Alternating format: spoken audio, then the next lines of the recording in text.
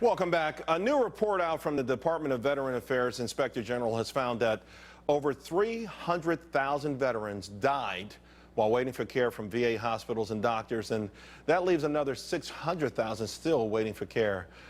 Here's the thing, guys. I mean, we know we should be taking care of these men and women. They've risked their lives for our country. We all know that freedom isn't free. This is an atrocity. Joining me now, retired Marine Corps Gunnery Sergeant and Senior Fellow at the London Center for Policy Research, Jessie Jane Duff. You know, Jessie Jane, you were mentioned in an article last year in Purple Heart magazine, and this is at the time when this was controversial. This was on the cover of newspapers. It was leading off news stories about the 40 deaths at the Phoenix facility alone. But you alerted the public that this was a lot worse. But I don't know that anyone knew the number could be as high as 300,000.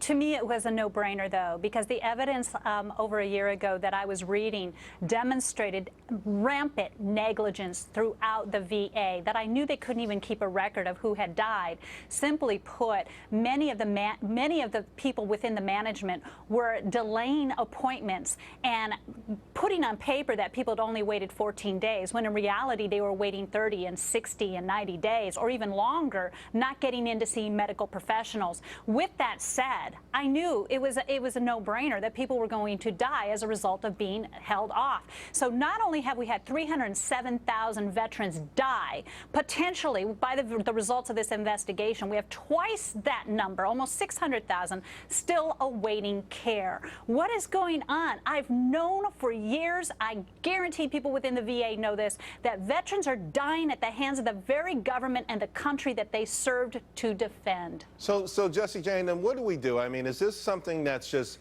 part of the typical bureaucracy of government? When this was big in the headlines, President Obama talked about it here and there. They gave it some lip service. They looked at maybe perhaps bringing some private sector help to sort of, I guess, to streamline it, but it hasn't changed. Nothing's changed. No, the VA has been resisting all forms of management change. For example, we had a bill on the Hill that was VA management accountability, that was to allow the Secretary to fire employees who were caught up in this debacle of delaying care, altering lists, making it look like people were only waiting 14 days for an appointment. With that said, when you go through the numbers of who's been fired, it only looks like approximately 3 people have been fired. One was an executive, one was Sharon Hellman out of Phoenix, and Secretary Shinseki had to resign. So in essence, many people who were on their hit list managed to retire, get a demotion, or just disappear from the system, like transfer out. So what we're saying is they're not accountable, they're resisting change, they're protecting the executives who have gotten bonuses by making it look like they're running these systems so efficiently and so effectively. Meanwhile, this investigation by the VA's own Inspector General discovered human resources personnel shoving records in desks so that they would not be found. These are veterans' claims that are pending. We also had a veteran that died in 1988 who was still showing to have a pending claim in 2014. Jessie Jane Duff, you bring the passion, and that's what we need in this country. We got to remember ahead of this 3-day weekend, freedom isn't free.